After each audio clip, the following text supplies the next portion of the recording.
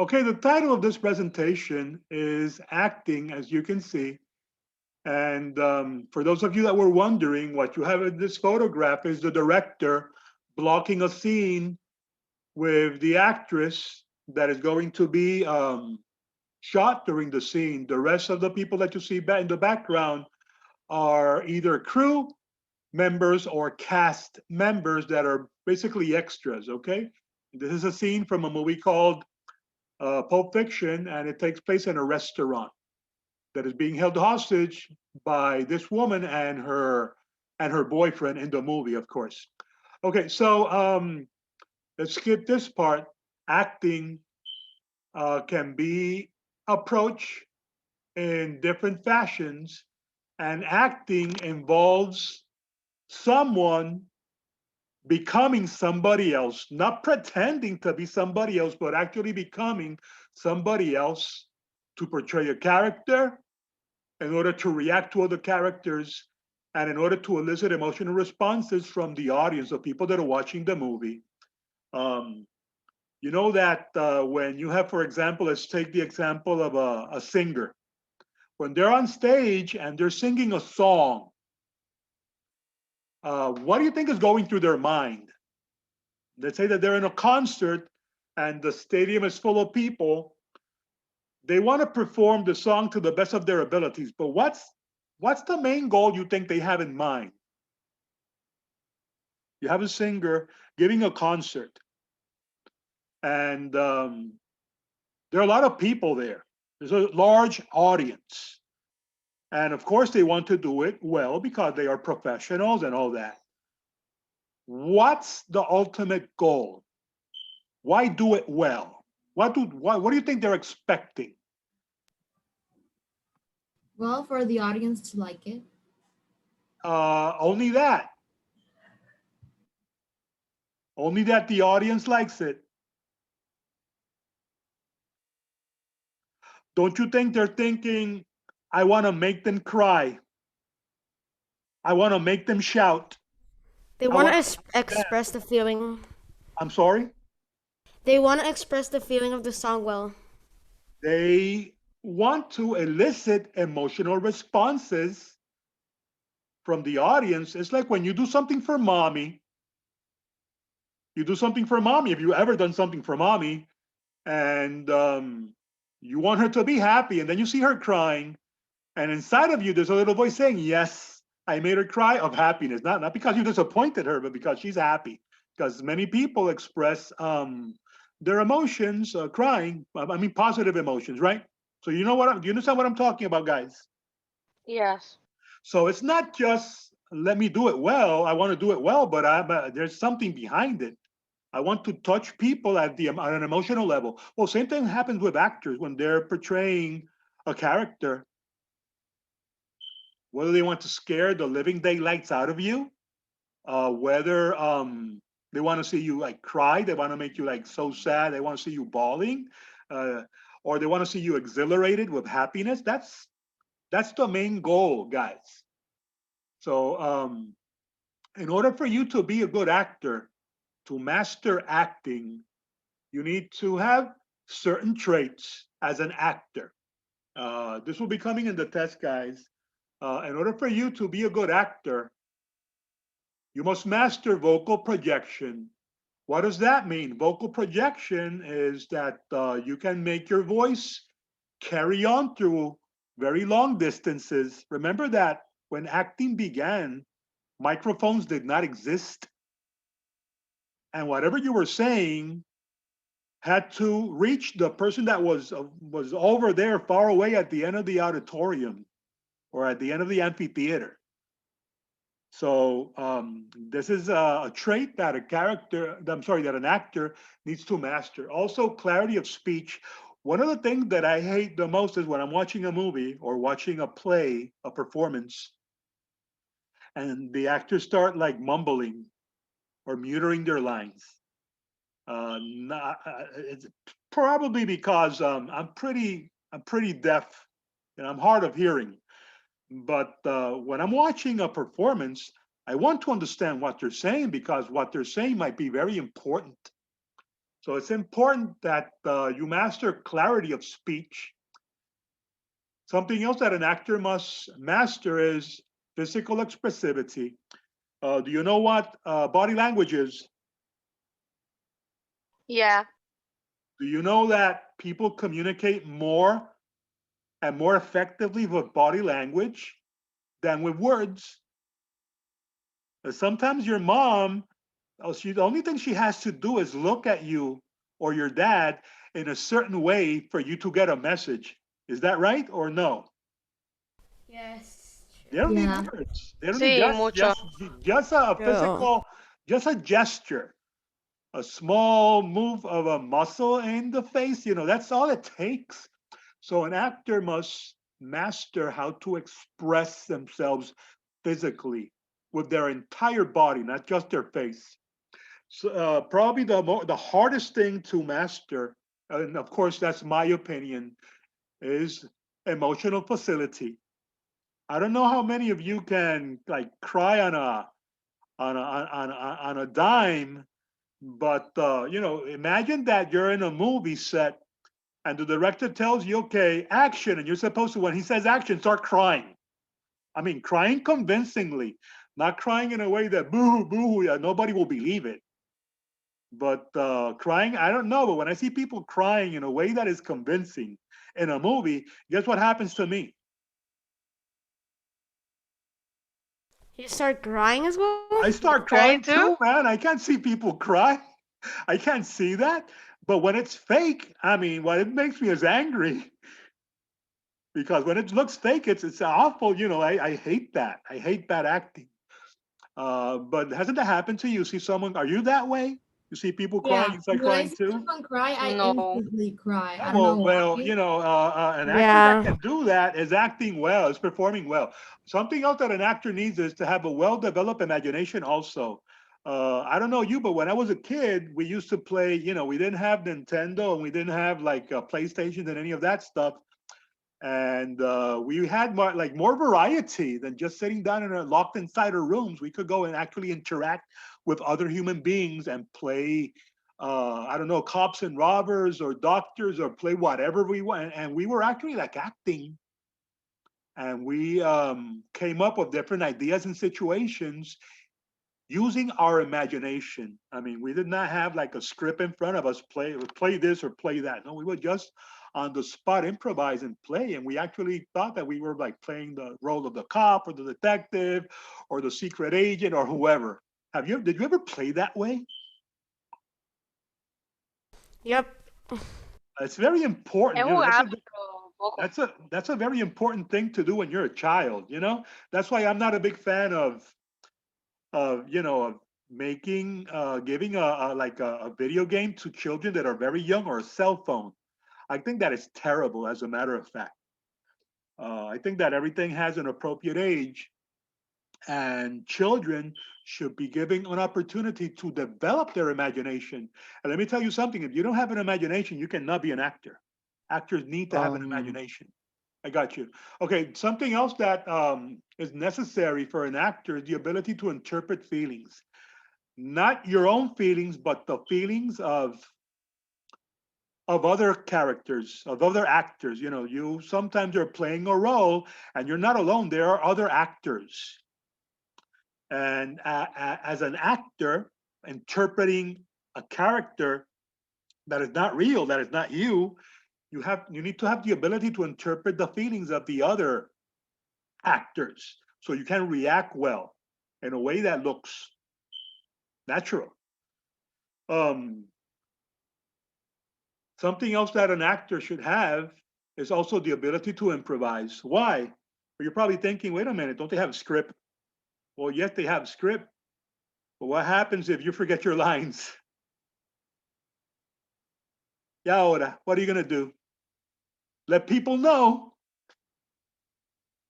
or make up something, and nobody will be more the wiser about what happened.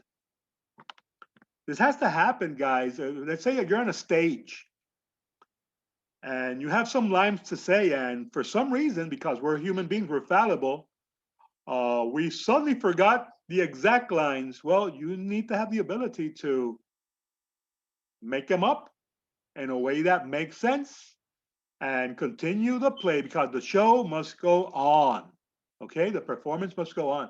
And let me tell you something, some of the most memorable performances in film history were improvised. Did you know that?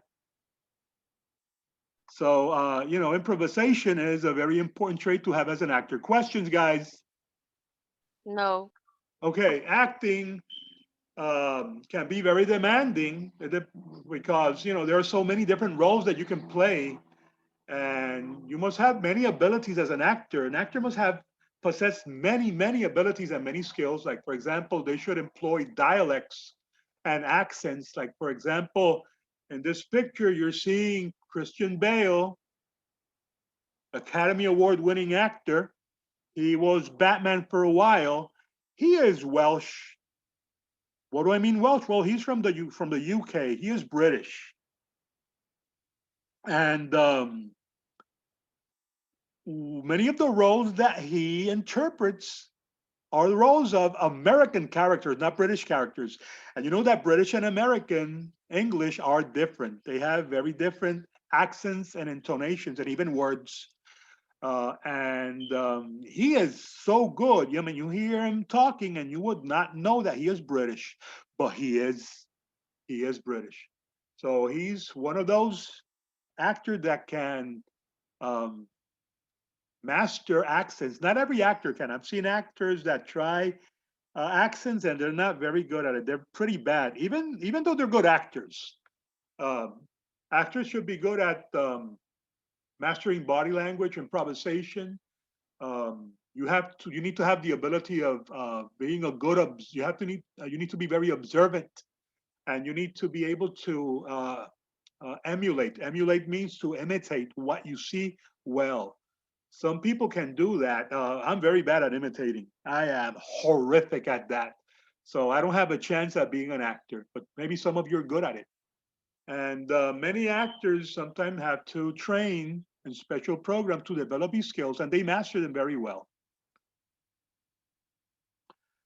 Now, acting out emotions, as I said, is probably the hardest thing to do. I mean, for a director to tell you, cry now convincingly, and for you to be able to do it in a way that is convincing, for me is a thing that is like magical. I'm always wondering how can they do it? But many actors do it.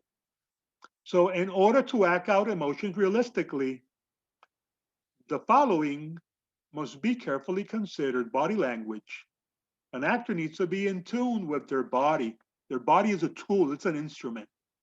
So an actor needs to understand their body, their voice, and their mind and intentions and the action very carefully uh, when they're in front of a camera.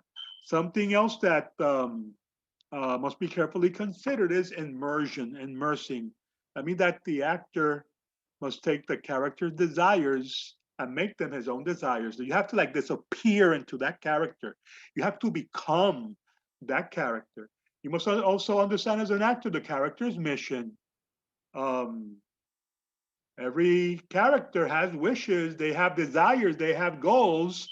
And as an actor, you must understand those goals and make them also your own in order to be convincing. And something else that you need to do is talk to yourself. Don't worry, if you talk to yourself, doesn't mean you're crazy, okay? Unless you start answering, okay? But you can talk to yourself, but don't answer. Actors have to ask themselves questions such as, what is my character doing? Why is my character doing these things? And how is my character doing these things? That's going to help the actor connect with the character and their emotions. And practicing is very important. That's why you have to block. That's why you have to rehearse. And observing is also very important. Many artists have to be people that are very observant. They have to study their surroundings. And that is very important. For example, if you're going to play the role of a cop, of a policeman, how can you do that convincingly? Well, you know what many actors do? Many actors that are going to, like for example, I remember James Wood. I forgot the name of the movie, but I remember that actor James Wood said that in order to be convincing as a cop, what he did here was he went to a cop precinct and he asked for the captain to allow him to go out with the cops for several nights. So he was there inside the patrol car with the cops. The cops were working the entire night, and he was there observing them, just looking at what they did. So later on, when he was shooting the movie, he would emulate what they did because he observed how they moved, how they talked, their attitudes, all those things in order to be convincing. Because nothing is worse, guys, when you're watching a movie and you see that it's fake and you're saying, well, that's not how we do it. Okay, you know what I'm talking about? Yeah. Okay. Guys, any Yeah. Yeah. questions so far? No. No. Okay, No. there were some videos that you needed to watch here.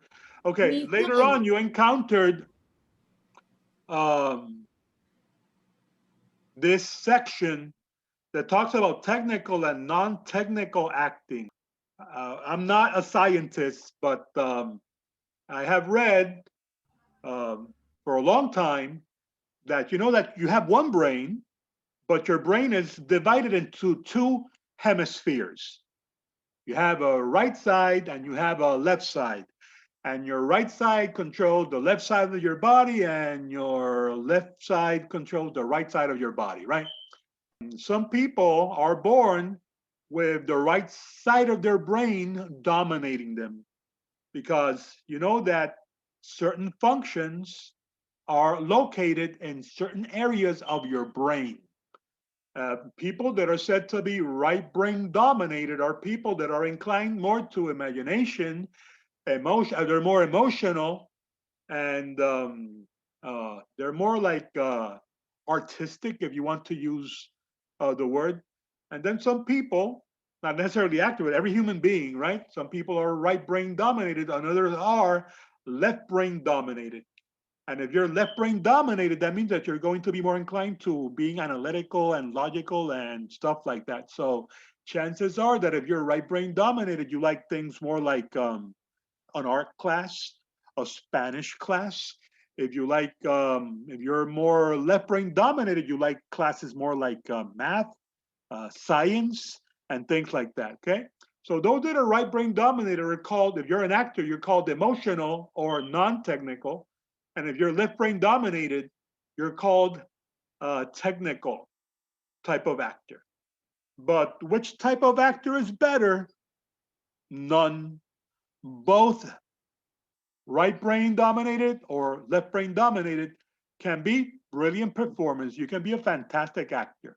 Doesn't matter what side of your brain is dominating. The only thing that it means is that you're going to approach acting in a different way. But as they used to say, there's more than one way to skin a cat, right? Uh, so none of them are better than the other. What is going to change is the way they approach acting. If you're right brain dominated and you're more like emotional, like we said, so you're going to tend to see the script, the screenplay character wise first. You're going to be more interested in the character than in the story. So you're going to be more interested in the feelings, and you're going to be more intuitive, and you're going to be reading the script, and you're going to be like more emotional when you're reading it, and you're going to be more inclined to maybe make changes, to improvise, and the director's going to have to be telling you like, hey, wait a minute, hold on, like find the structure, be more consistent, stick more to the script, because you might want to be changing things all the time because you're more spontaneous if you're right brain oriented. Okay, that's a tendency that they have. Non-technical acting, which is also known as method acting, is the type of acting that is preferred by these kind of actors. They like to become the character from the inside out, and we're going to be talking more about Stanislavski and the method later on. Um, the method or or method acting is more internal or subjective because remember the character is built from within. You actually have to really feel the feelings and the emotions in order to perform them. Now on the other side, Those that are left brain dominated are going to be more analytical, and they're going to be, when they read the screenplay, it's going to be more, they're going to center more on the story than than the characters. They're going to look more at the plot. They're going to be considering more the conflict, the overall theme of the story. And when they get comfortable with knowing the story, then they start analyzing the character. And they tend to be very choosy about what aspect of the character they want to perform. And the performance is not internal, it's more external. They don't really have to feel sad in order to cry. Those that are non-technical actors, they have to feel sad to cry or feel happy to laugh. If you're technical, you don't have to feel because the performance is more external. In technical acting, the actors tend to approach the performance more objectively. It's like throwing a switch. Their performances come from the outside, not that you will notice, okay? Not that you will notice, unless you are an actor yourself or you understand this very well. They are more intellectual. They don't have to feel. But when you look at their performance, it looks like they're feeling, okay? Don't be mistaken. They can be fantastic performance. But their talent comes more from, and their performance comes more from, I'm sorry, from the discipline training of voice and body that they engage in. Did you see this? Did you see Crazy Hands?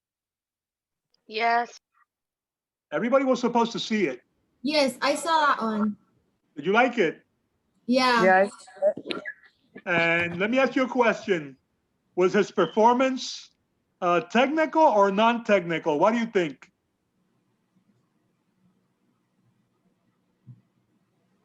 Did he have to feel what he was doing, you think? Or you think he did not have to feel the performance? Remember that I told you that not every actor has to feel. If you're a non-technical actor, you need to feel the performance. If you're technical, you don't need to feel it. And it will not make a difference on the end result. Okay, that's what I want to make clear to you, that feeling it or not feeling it as an actor is not going to make your performance better or worse. It's just the way you approach it. There's a movie called The Edge that came out in the 1930s. I'm sorry, in 1993. And it's a movie about this executive, this millionaire, that invites one of his executives on a trip, on a camping, on a remote area like in Alaska. And he invites him because he wants to kill him, because he's cheating with his wife. So there's a scene in the movie where they're going to be chased by a Kodiak bear. You know what a Kodiak bear is, right? It's like a grizzly. And they're going to be chased. Well, the guy that was playing the role of the husband was Anthony Hopkins. He's a technical actor. The guy that was playing the role of the executive, the young executive that was cheating with his wife, was Alec Baldwin, a non-technical actor or an emotional actor. So in order to prepare for the scene where they were being chased by a bear, they were not going to be really being chased by a bear because it's a movie, of course. So you got to fake it. And they were going to shoot the scene after they escaped. So Alec Baldwin was running around and running around and running around and running around the set to get tired, to get all sweaty, to be huffing and puffing because he was running from a bear. So he's actually really running. Anthony Hopkins is not.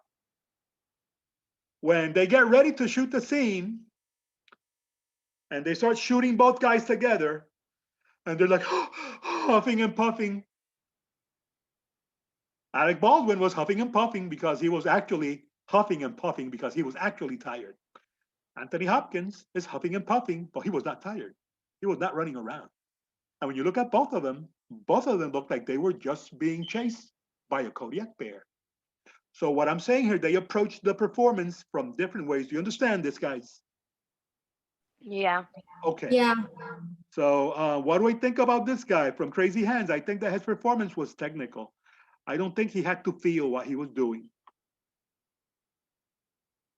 So you had to answer these questions, and then we had another presentation that I'm going to go to very quickly. Then you had the other presentation, this one, acting two, and acting two, we gave you a little background on acting. We had already spoken about acting before. We said that acting has existed for thousands of years. If we can go back thousands of years to India, there were a street theater performers known as the Nautankis, and they were like dancers. They would dress up and all that, but they were not really becoming the character. They would dress up as a character and talk about the character in third person instead of in first person, that they were not really becoming this character, but they will go around performing. So this was like a early form of acting, but not acting the way we know it today, because acting the way we know it today began in the 6th century with a guy called Thespis. Remember Thespis? Guys, we spoke about Thespis before, didn't we? Yeah. Okay, so El nombre me suena, pero no me acuerdo bien quién well, era. you have to know him because he's coming in the test. And we spoke about Thespis, and he was actually the first actor to act out a role becoming that character, becoming that person, performing like if they were that person. So in antiquity, the Greeks invented theater and acting the way we know it today. Later on, we had the plays of William Shakespeare many centuries later, continued elevating acting as a form of art. And I think the most recent development in the early 1900s happened with Konstantin Stanislavski in Russia, which is the guy that you're seeing here now.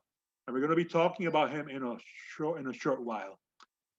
There are different schools of acting, guys. And when I mean school, what I mean is techniques. And the most common today, the most popular include uh, Shakespearean acting, also known as classical acting. This type of acting is the type of acting that you see from Anthony Hopkins. How many of you know him? Did you see Thor? Yeah. Odin, his father. Yep. That's Yeah, him. now I remember. Yeah, yeah. That's Really? him. Yeah, that's him. But guys, he is one of the greatest actors alive today. He is fantastic. He's a great actor. And he is a classical Shakespearean actor. Classical Shakespearean acting began with William Shakespeare. And this type of acting is from England, and it emphasizes precise dialogue delivery and stylized reactions in a very refined and controlled manner. So that means that control of your body, control of your movements, control of your speech is very important in Shakespearean acting because most of it is done from a stage. And this type of acting is like the opposite of getting in touch with your feeling that we see in the American method. But it is a fantastic way of acting. It is external, guys. This is the one that's like a switch. It's like turning an on and off switch. You see the actors not feeling anything. And when the director says action, you see them totally transform right there at lightning speed. So that's the main characteristic of classical acting. You know, you emote, but everything is external. Actors that are classical actors include James McAvoy, which you probably know, Judi Dench, Rebecca Hall, and Chiwetel Ejiofor. They are all fantastic actors. Uh, if you didn't know it, they're all British. They are all from England. Another type of acting is Stanislavski acting, and Kate Winslet is a very famous Stanislavski actress. You remember her from Titanic, probably, right? She played the role of Rose. And Stanislavski, the old guy that I showed you earlier, revolutionized modern acting. You know, what happened was that he was a theater actor in Russia. And he noticed that when they were performing, people fell asleep. Can you believe that? People paid a ticket to see a performance, and the performances looked so fake that people like they were yawning and they would start falling asleep and sometimes in performances that were supposed to be very emotional, you know, and heart wrenching, the audience did not react the way they wanted the audience to react, and it's because the acting was very stilted and fake. It was very unnatural. Remember, guys, that good acting has to look like no acting in order for it to be good. You understand what I'm saying? It has to look natural Yes. because Yeah. if it doesn't look natural, you don't buy it. If you look at acting and you think, oh, they're acting, um, they failed, they failed. That's a failure. Okay, good acting is when you watch the performance and it's like if you were watching real people going through a real situation, and that's where we as an audience can connect and we can emote and we can laugh when they laugh, we can cry when they cry, and all those things. He devised a new technique of acting. He said, you know, we have to understand the character's intention and we have to immerse ourselves in the situation of the character using our imagination and concentrating on recreating the physical realities of this character so we can be transformed from the inside out. So Stanislavski acting is very internal. It's the opposite of Shakespearean acting. So you really have to feel. Famous Stanislavski actors include John Gielgud, Julia Roberts from Pretty Woman, Ellen Burstyn, and Jack Nicholson. Method acting is probably the most famous type of acting today. And here you have Marlon Brando playing his iconic role of Don Vito Corleone in The Godfather, probably the most famous actor in all history. So, what is method acting? Well, method acting is the American version of Stanislavski acting. The New York Group Theater that you're seeing here back in the 1930s, they were a collective of actors and they learned about the Konstantin Stanislavski method. So they heard that it was so successful that they decided to go to Europe and study with him. And when they came back to the United States, they made their own version of Stanislavski, which they named the method. Among those actors, you had Lee Strasberg, this guy, and he became the director of the Actors Group in 1951. And under his leadership, Stanislavski technique that became Americanized was known as the method, and it revolutionized acting, guys. If you look at movies before the 1950s and you start seeing at movies from Hollywood after the 1950s, you see that the acting starts changing and it becomes a little bit more natural. And in the 1960s, you see like a total revolution of acting, how different it is because the method was more widespread. So many actors embraced the method during that time. Marlon Brando, Jane Fonda, Marilyn Monroe. If you ever heard of Marilyn Monroe, they all embraced the method. And as I said, the method nowadays is the most popular uh, technique or school of acting. But in the method, you have to become, you have to actually feel, and you really have to immerse and become that person. I've heard of, for example, actors that they arrive to the studio and they arrive in character. What do I mean they arrive in character? That they are not, let's say, Leilani Hill is an actress and she's playing the role of Supergirl. Well, the person that arrives to the set is not Leilani Hill. She's acting and she's in her mind, Supergirl, in her mind.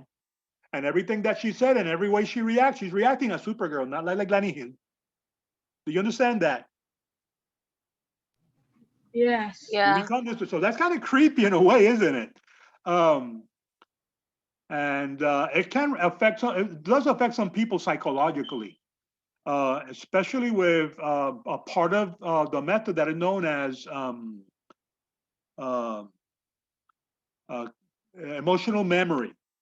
For example, emotional memory says that you have to dig up in your past in order to recreate some situation. Let's say that they ask you, you have to cry in a scene, and you have to cry, but to cry convincingly, you have to dig up old memories in your life of when you cried and access those memories to get yourself in a state of mind where you can cry that way and cry based on actual trauma that you had. So emotionally, that can be very traumatizing.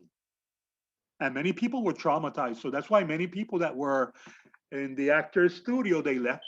People like Stella Adler, and she left and because she did not agree with emotional memory, and she made her own school. Famous method actors include Al Pacino, Heath Ledger, Marilyn Monroe, and the person that I consider the best actor alive today, Daniel Day-Lewis. He is just incredible. You will not see him in movies playing the same role. It's always very different from movie to movie. He's incredible. Another school is the Stella Adler School. That is Salma Hayek. She's a Stella Adler actress. And Stella Adler was a teacher, an instructor, together with Lee Strasberg, but she moved away from him over this disagreements they had with emotional memory or emotional recall. She thought it was abusive. And she said that her version of the method was better served, that they focus on circumstances if they use more their imagination, their voice, and their body. In other words, using voice and body sounds like Shakespearean acting, isn't it? But like more externalized than internalized. And some stellar actors include Robert De Niro, Puerto Rican actor Benicio del Toro, Mark Ruffalo. You know him as the Hulk, don't you? And Bryce Dallas Howard. And finally, we have the Meissner technique. And Sandra Bullock is a student of that technique, of that method of acting. And this technique was developed by Stanford Meisner, who was also a group theater disciple with Lee Strasberg. But again, he had problems with emotional memory. He called it junk.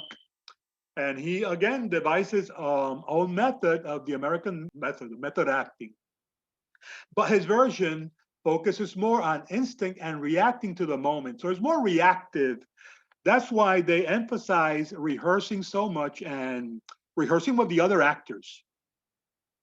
So Meissner acting is probably very good if you're not acting alone on the set or the stage, but if you're actually interacting with other performers. And Meissner trained actors include Michelle Pfeiffer, Naomi Watts, Jeff Goldblum, and Jennifer Beals. Guys, there were some questions that you had to answer and that you had to send, and that will be it.